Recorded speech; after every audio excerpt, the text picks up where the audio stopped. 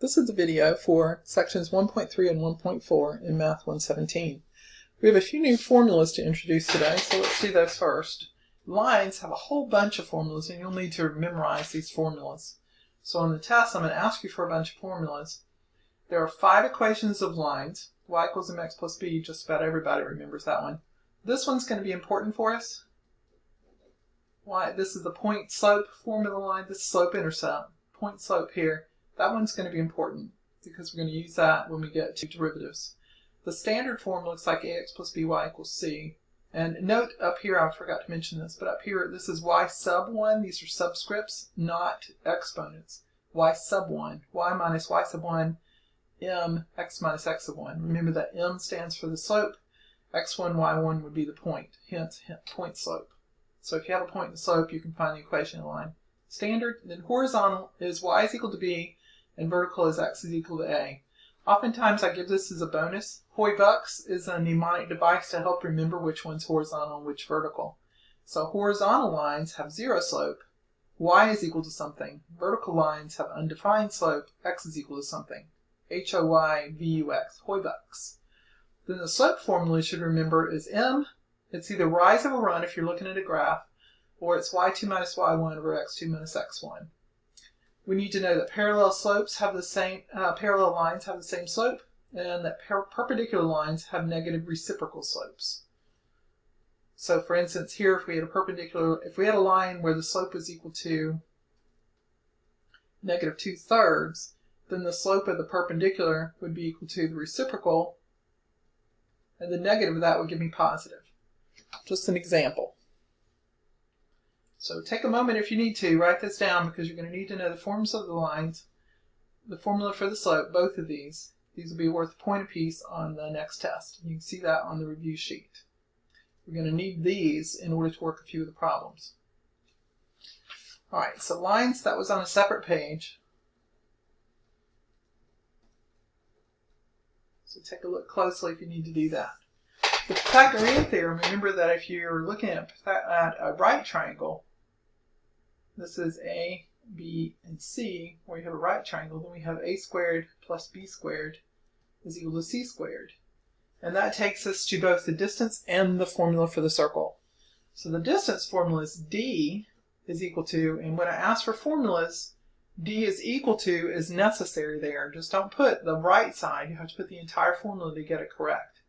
So the distance formula is d is equal to the square root of x minus x sub 1 squared plus y minus y sub 1 squared.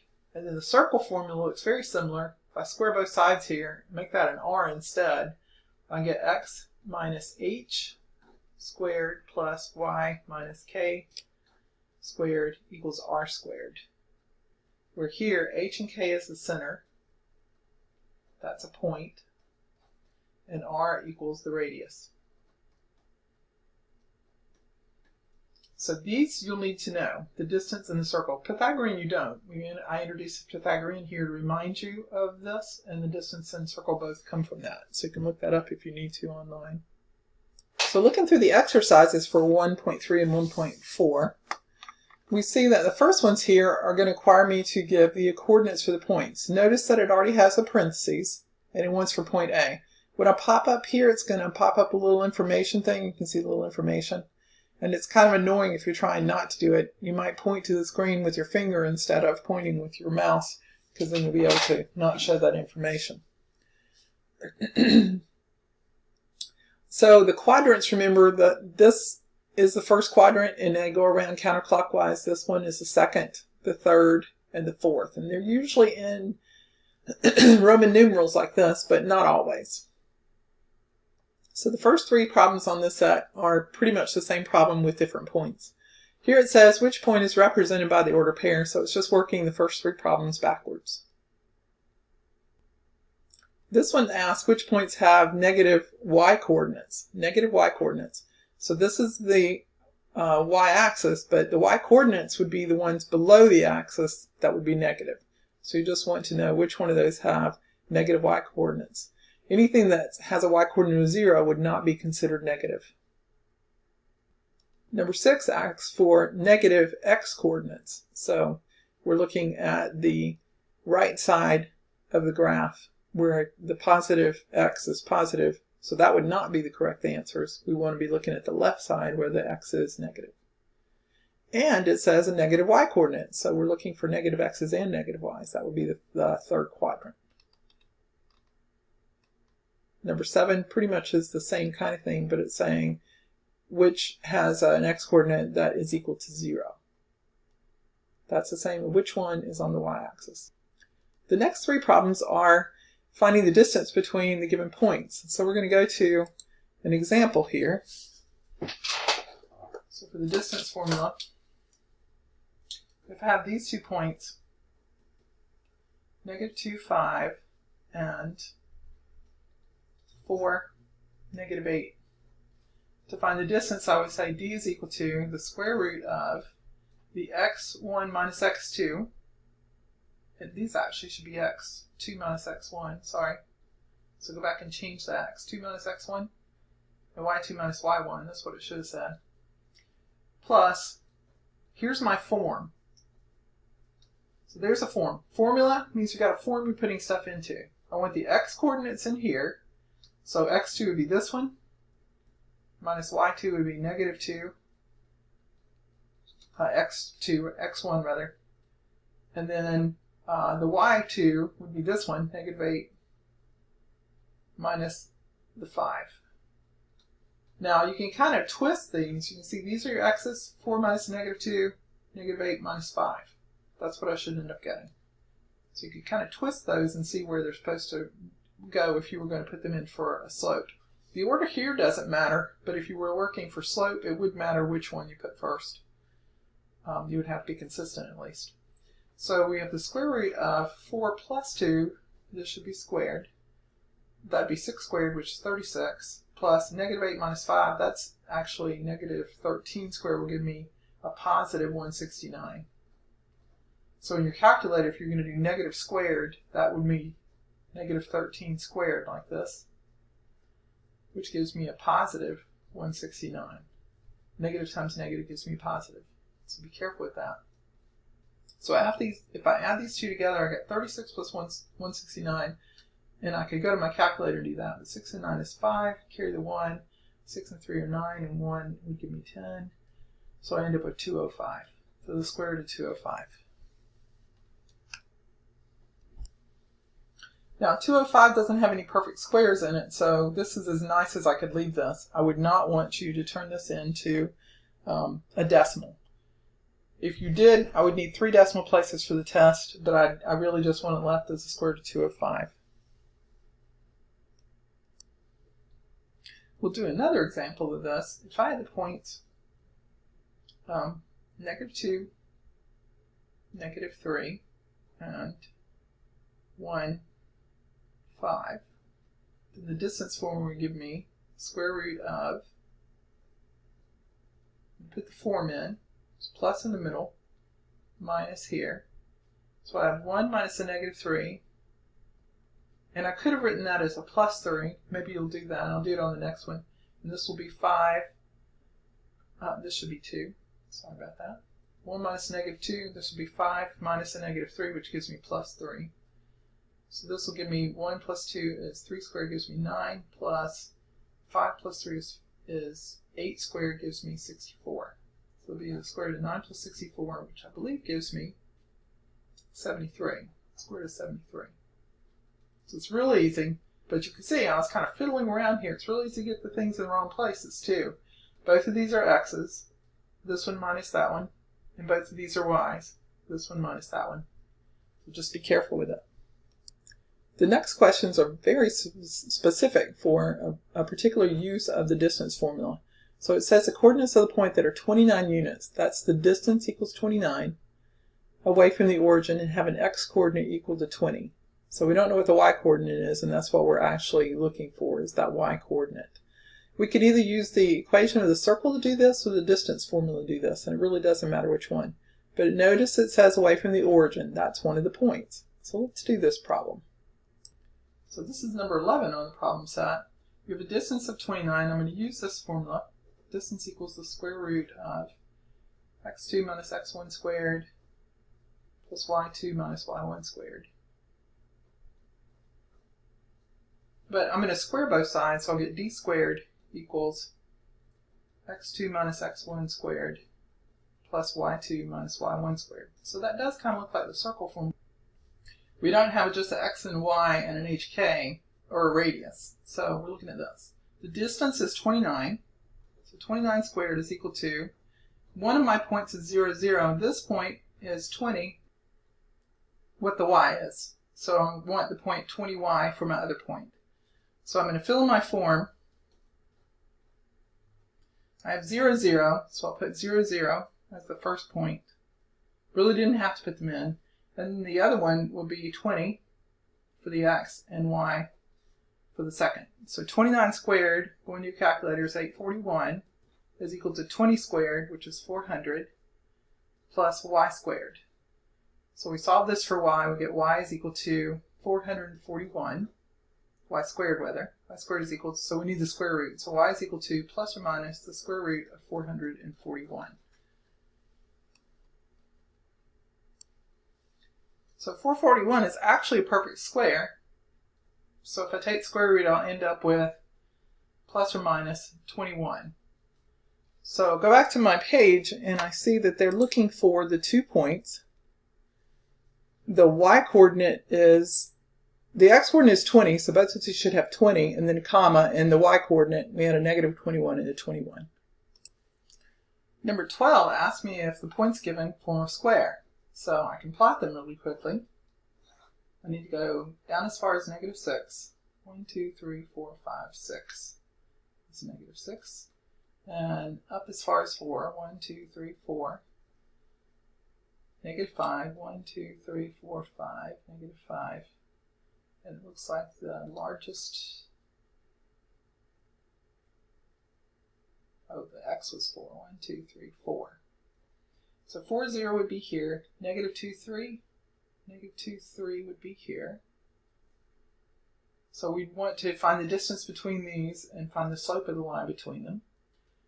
And then from there, I go negative 5, negative 3. 1, 2, 3. And then 1, negative 6. So in order to determine if this is square, it's kind of hard to see here. I'd have to find the distance between each of these 4. So I'd be looking for each of these distances, and we went straight around the vertices. So we started here, went there, there, and there. And then I have to find the slope between each pair of points. So I need the distance between and the slope between. If the slopes are the same on these sides, then possibly it's square. These would also have to be the same. So there's a little bit of work to do there. The next couple of questions ask you about circles. So let's go work a couple of examples. So there's 2 ways I'll ask this question. One is, what is the radius in the center of this? So for the radius, you put r is equal to, this is r squared, so r would be 2. And the center would be h, and remember that the formula is x minus h, so h here is the 5. And the opposite sign here would be negative 2. Find the equation of the circle with radius 16 and center. Well, that's filling in the form for the equation of the circle, and I've got a hint sitting right there as to what it should look like. That's what it should be, is equal to, and I'm going to put something squared here. I would want you to work it out. So x minus h would be plus 4. I have to change the sign with a negative, and minus 0. And in here I'll put 16. So I don't need to FOIL this out, but if you have a 0 in here, don't leave that. Simplify that a little bit. And then 16 should be squared, so this should be 256. 16 squared equals 256. So you have both of these kinds of problems on the. For problem number 15, they want to know the distance that you're traveling here. So you're going from A to B to C and then to D, then returning to city A. So I want to know the full distance. So you're going to have to find the distance between each of these pairs of points. From A to B, you'd be using 0, 0, and 400 and 300. And then from B to C and C to D. So you'd add up all those distances. It'll take you a little while to get the answer right, but it is an exercise in using the distance formula. on number 16, it's basically asking you, a furniture store offers free setup and delivery services within a 25-mile radius. So either you're going to use the center of the circle and see whether or not the point is actually on the circle, or you're going to use the distance formula. So within 25 miles, if you live 21 miles east and 22 miles south of the warehouse, so you can think of the warehouse as being the origin, and then use this 21 miles east would be a positive 21, and 22 miles south would be a negative 22. So use that as your point for HK, or in the distance formula for the origin. The rocket launch is use of the Pythagorean theorem because they're getting you straight up numbers here. So you could also use the distance equation there, but the launch pad's at 0, 0. So it's kind of like the Pythagorean. For the next few problems, 18 on, they're going to ask you stuff about lines. And if you think about Hoy-Vux, you're going to be able to get this pretty easily. Hoy-Vux has a horizontal line. Well, horizontal is like the horizon. So you should be able to get these very quickly. The next one says the slope is undefined. Hoy-Vux tells you exactly which one that's going to be. Slope of the line is positive, means the line is going up. And if the slope was negative, the line would be going down. So there's a couple of these that it can't be already. And then its y-intercept is negative. Tells you it's going to be on the y-axis in the negative. Number 21 is very similar to number 20. In the next couple, they're asking you to find the slope, and this really is using a little triangle here. Remember that you put a little triangle, and you do rise over run. Also, remember that this line is going up, so that means the slope is positive, so you definitely are not going to want to put a negative in there. So this is an exercise in counting tick marks. Rise over run. How far up do you have to go, and how far over do you have to go? Number 23 is asking you the same thing. How far up did you go, and how far over? So you start a point either here or there. Notice again whether the line is going up or down and what the slope should actually be in terms of sine. This one you should know from Hoy-Vux. And then they ask you to find the slope between 2 points. So you're just putting in these 2 points. Let's go do an example. So finding the slope, that means I need the slope formula, which is y2, rise over run, rise is y's, over x2 minus x1. So I basically twist these and put them in the right places. So I'm going to put this one first. So that'd be -2, -7. That gets me that point on there. Minus is the form, and then 8 and -5. So this gives me -10 over -7 plus 5 would be a -2. That reduces. Put in your calculator if you need to. And this becomes 10 over 2 gives me 5. So my slope is 5. I will ask you to find slopes of lines on the test. Then number 27, they're asking you, is the slope of the line described in this equation positive or negative? What I recommend you do is solve for y here, put it in the y equals mx plus b form, and answer this question. As x increases, does y increase or decrease? So this is saying, is y going up or down? So basically, is the slope negative or positive? Increase would be a positive slope, decrease would be a negative slope. If x decreases by 10 units, what is the corresponding change in y? Now this isn't just about the x being 10. That's not what this says.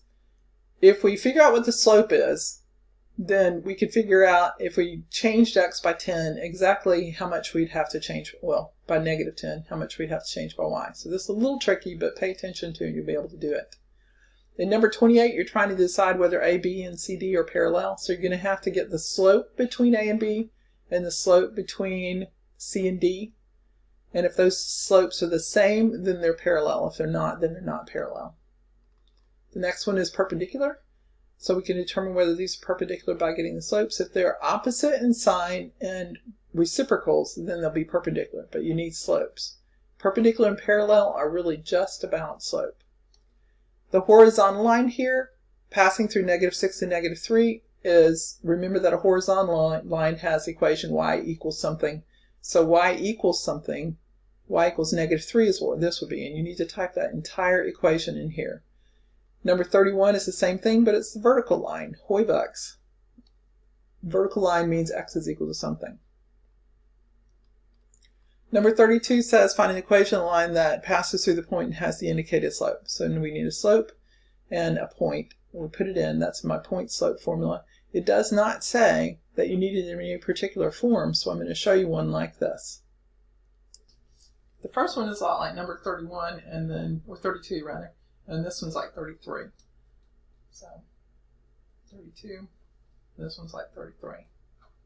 So passes through negative 11, 4 is really y minus equals the slope times x minus. That's the form we're putting in. Y minus 4, that's y1, is equal to the slope is negative 2/3, and x minus a negative 11 will give me positive 11. So you don't have to put this in slope-intercept form. It asks for an equation of a line. This is an equation of a line. It doesn't ask you to simplify. So this would be the answer. You can do more if you want to, but there's more chance of error if you do. Passes through these points means that I'm going to need this form again, but I need y minus, I actually need a slope here, so let me first get the slope. The slope is, there's the form, so 4, negative 2, and then 7, 3. If I twist these, I can put the y's on top and the x on the bottom. So this ends up being 7 minus 4 is 3, 3 plus 2 is 5. So my slope is 3/5. So I wanted to go through this point, and it doesn't matter which one I put, both of them would be correct. So this is y. I'll use this point. I'm going to use this one. Y minus 4 is equal to 3/5 times x plus 2. So that would be what my answer should be.